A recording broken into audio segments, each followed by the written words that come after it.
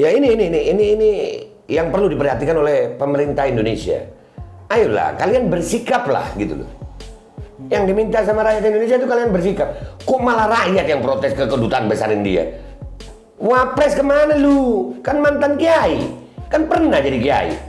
Dan dijadiin wapres kan karena mungkin latar belakangnya kiai. Masa mau bela Nabi lu diem aja Pak Wapres? Iya, Gus Yakut. Iya. Ngapain aja lu Gus? Urusin azan. Duit haji minta anggaran. Nabi Muhammad diginiin lu diem aja Gus. Jangan dong Gus. Masa harus rakyat? Jadi terhadap penghinaan orang India kami bersikap kepada yang sononya marah. Tapi kami lebih sedih lagi adalah ada saudara kami di Indonesia yang seperti Pak Wapres dan Gus Yakut.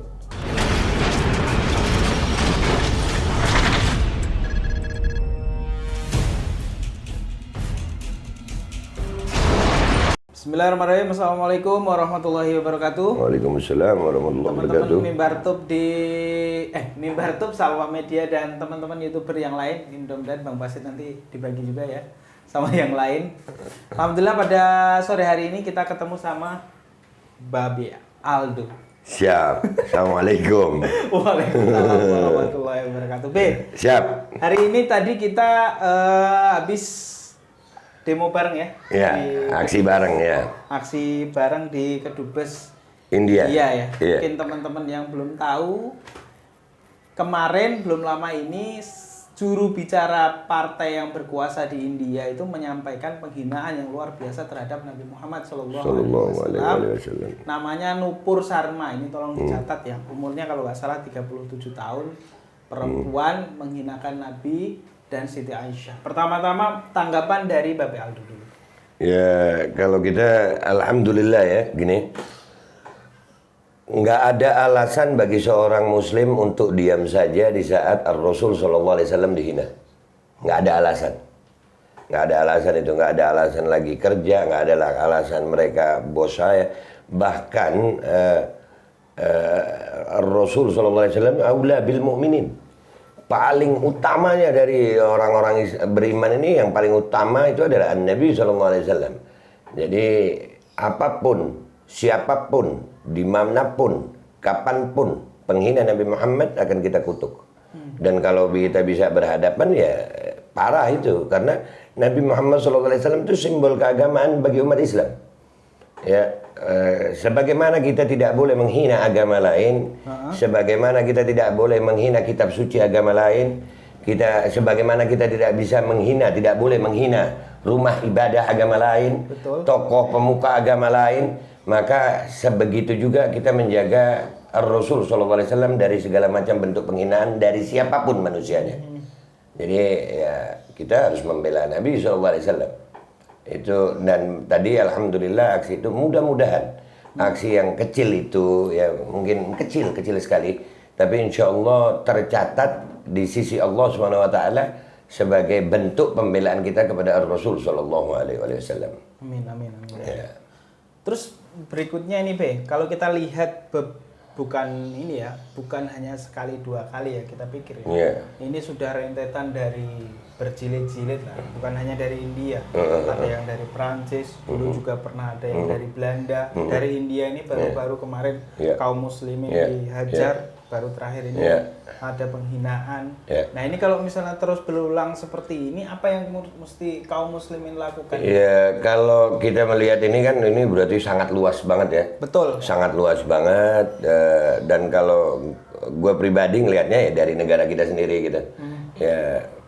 Harusnya apa yang mesti sebagaimana kita lihat ya, kalau negara-negara lain yang mayoritas muslim ya jelas mengecam, mengutuk, memboikot ya, dan bahkan ada yang pemuka agama lain juga mengatakan bahwasanya seperti Putin itu kan bukan muslim dia, ya, tapi dia mengeluarkan pernyataan bahwasanya penghinaan terhadap Nabi Muhammad SAW bukan sebagai sebuah bentuk kebebasan berpendapat. Betul. Ya, itu Putin loh itu. Nah, Indonesia ini kan jangan heran loh. Ya kan presidennya muslim, wapresnya kiai.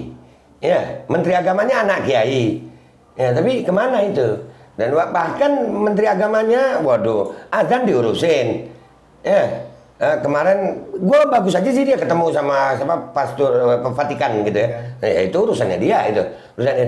Artinya gini, di saat lu bisa begitu untuk semua agama, kenapa untuk Islam nggak ada gitu? Ya jadi sebenarnya Pak Kiai Maruf, tapi lupa gue minta maaf ngopi dulu gue. Pak Maruf Amin, soalnya udah nggak pantas disebut Kiai menurut gue. Iya, lah Tanazul. Yang ngomong bukan gue. Gue begini nih menyampaikan apa yang kami yakini terhadap apa yang sudah kami pelajari dalam Islam.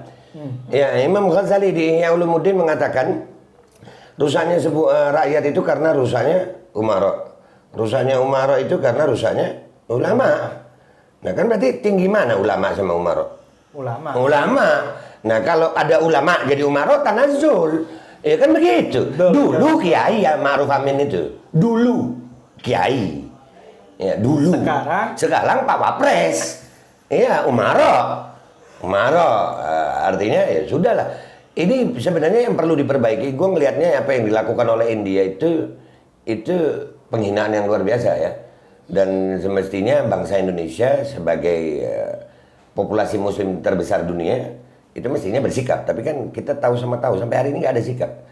Nah, Pak Wapres lebih mikirin, Pak Wapres justru bersikap urusan masalah kalau makan pakai pisang nggak usah gantinya nasi. Nah itu kiai apa gitu kan ya. Nah terus Gus Yakut, Gus itu kan anak kiai itu, anak kiai ya. Kok diem aja gitu. Coba andai kata ormasnya dikatain gitu. Wah perang, ormas dikatain, kiai dikatain. Perang, perang. Lu bakal diserang habis-habisan. Kita nggak nyerang aja diserang. Betul. Iya kan? Kita nggak nyerang diserang. Tapi di saat agama kalian, Nabi Muhammad SAW dihina, kalian diem aja. Oh mungkin sariawan kali. Kebanyakan pisang ya Pak? Mungkin. Ya, gue harus ngomong apa adanya ini. Iya. Gue harus ngomong apa adanya. Dan ini sebenarnya mencederai rasa toleransi. Untungnya umat Islam Indonesia itu tidak mau membalas. Ya, kebayang nggak tuh kalau sesuai dengan tuduhan radikal dibalas gimana tuh? Yang kacau Indonesia dong. Nah, untungnya umat Islam, alhamdulillah, gue bangga jadi umat Islam di Indonesia. Kenapa? Yang salah India. Bukan agamanya yang kita musuhi, orang Indianya. Oke ya, karena penganut agama di India ada di Indonesia, tapi kita tidak memusuhi penganut agama yang sama dengan agama yang ada di India. Sampai mau nyebut nama agamanya, gue nggak mau, takut menyinggung. Betul. Itulah Islam. Kami diajari bertoleransi. Kami musuh sama Indianya, iya, tapi kami nggak musuh sama agamanya. Betul. Sampai di sini insya Allah orang-orang rakyat Indonesia bisa lihat betapa kita diajari toleransi sebenarnya. Ya kami tahu di setiap agama ada yang radikal. Tahu di Islam ada. Di agama lain ada juga. Ya, jadi kalau melihat sebuah bentuk radikalisme jangan nyalahkan agamanya. Iya, jangan. Kalau di Indonesia kan radikal Islam. Benar nggak sih? Iya, khilafatul apa ya? Khilafatul Muslimin. Iya, khilafatul Muslimin udah. Nanti kita bahas. Iya, nanti itu ya. Nah, itu kan yang radikal Islam. Sampai kotak amal radikal. Kotak amal radikal. Padahal radikalisme itu bukan ajaran sebuah agama. Bukan, nggak ada agama ngajarin radikalisme, nggak ada.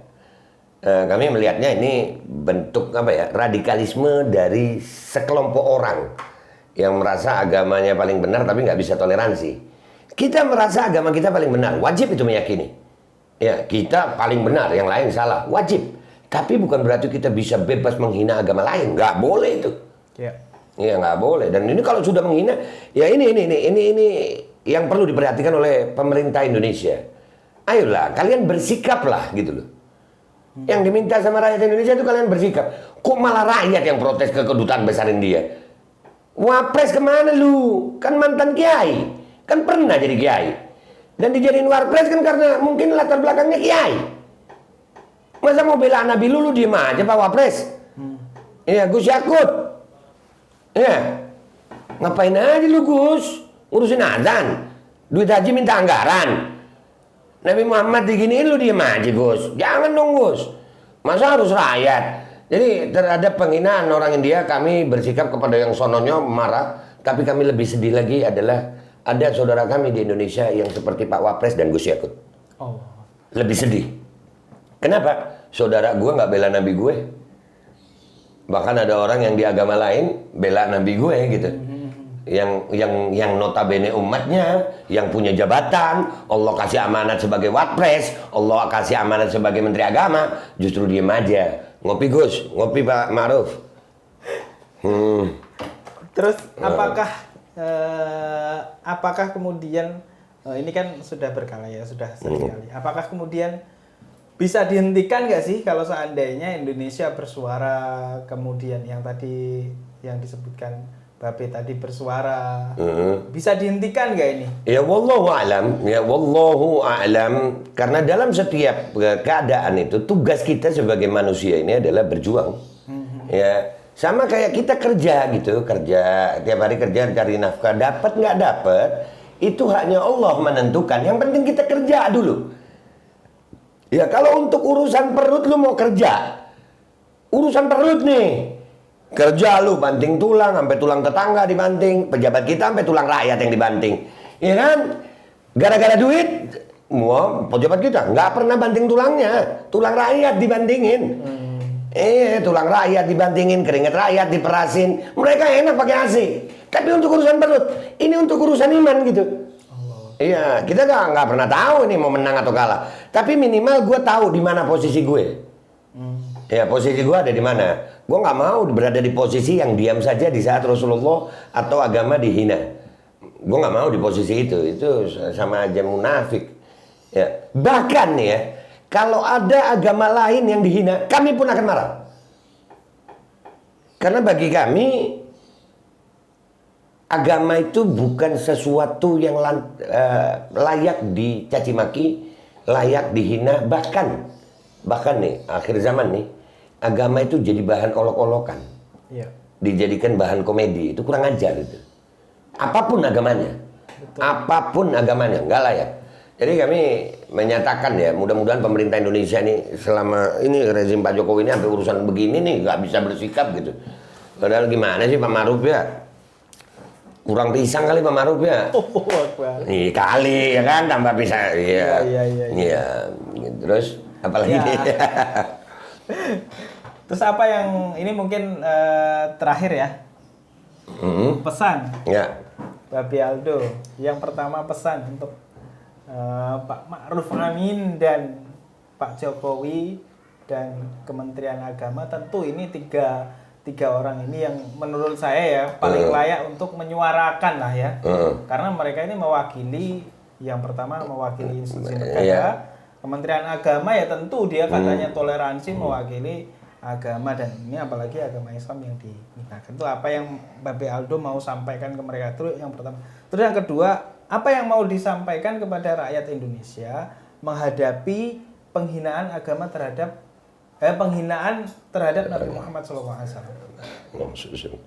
Buat pejabat-pejabat pemerintahan Indonesia, khususnya Pak Jokowi, Pak Ma'ruf Amin, dan Gus Yakut yang terhormat, mudah-mudahan kita semuanya dikasih umur panjang, sehat afiat, ditambah hidayah, ditambah iman, dirubah kelakuan yang salah jadi benar. Dan cuman gue mau bilang ya, hari ini kalian lagi duduk di kursi jabatan, itu amanah yang nggak mudah itu, memang nggak mudah. Kalau kalian bisa kuat mengemban amanah ini, insya Allah kalian selamat. Tapi kalau kalian nggak bisa kuat mengemban amanah ini, kalian akan celaka dunia dan akhirat. Gue cuma mau ngingetin itu. Lu sama gue hari ini kalian sama gue hari ini cuman berbeda status aja. Lu pejabat, gue rakyat, cuman itu. Tapi nanti di dalam kubur nggak ada bedanya lu sama gue. Sama-sama mempertanggungjawabkan. Mudah-mudahan Allah selamatin elu dan gue. Ya. Pesan gue hati-hati banget deh jadi pejabat yang begini. Lu partai lu bela, kelompok lu bela, ormas lu bela, madhab lu bela, amalan lu, amaliyah lu bela. Nabi lu nggak lu bela. Demi Allah, dengan wajah apa kalian akan menghadap Rasulullah nanti sallallahu alaihi wasallam. Dan buat rakyat Indonesia kurang lebih sama aja. Ya, kalau tadi itu nasihat buat para pejabat, ini buat diri gue juga rakyat gitu. Iya, betul. Iya. Nih, Kaum muslimin lah. kaum muslimin dan umat Nabi Muhammad SAW. Kalau pejabat aja begitu, kita ini udah miskin di dunia, mau miskin di akhirat juga gitu. Lu udah susah di dunia, mau susah juga di akhirat. Sesusah-susahnya lu jadi rakyat di Indonesia, jangan sampai membuat lu susah di akhirat gitu. Jangan sampai membuat lu diem aja Nabi Muhammad diganggu gitu. Masa gue mau ngasih analogi nih buat yang rakyat miskin. Buat yang rakyat miskin kayak gue. Andai kata kita punya ikan asin. Kita taruh di dapur. Ikan asin nih, ikan asin. Datang satu orang ngambil ikan asin itu dibuang ke tempat sampah, kita akan marah. Iya. Lu itu ikan asin gue, di rumah gue. Kenapa lu buang di tempat sampah? Ikan asin lu belain. Nabi Muhammad lu diemin. Allahu Akbar. Ya Allah. Ya, ikan asin ada di rumah lu belain. Dan buat semuanya yang politik-politik, copras-capres lu copras-capres lu belain. Partai-partai lu belain. Nabi Muhammad lu diemin. Jangan ngaku lu umat Nabi Muhammad. Jangan ngaku lu partai Islam. Jangan ngaku lu partai beragama. Nggak usah sok kadrun pakai jilbab. Nggak usah sok kadrun pakai surban. Nabi Muhammad lu diemin. Begitu. Betul. Tadi belum kesinggung sampai ke situ ya. Nyinggung diri dah tuh. Ya. Ya udah gitu aja teman-teman sekalian. Tadi menarik apa yang kita bahas dengan Babe Aldo. Mudah-mudahan ini didengarkan. Amin. Untuk orang-orang yang disebut tadi ya. Tadi yang disebut ada Pak Presiden Joko Widodo, Pak Ma'ruf Amin dan Kemenak Gus Yakut. Terima kasih atas perhatiannya. Wassalamualaikum warahmatullahi wabarakatuh.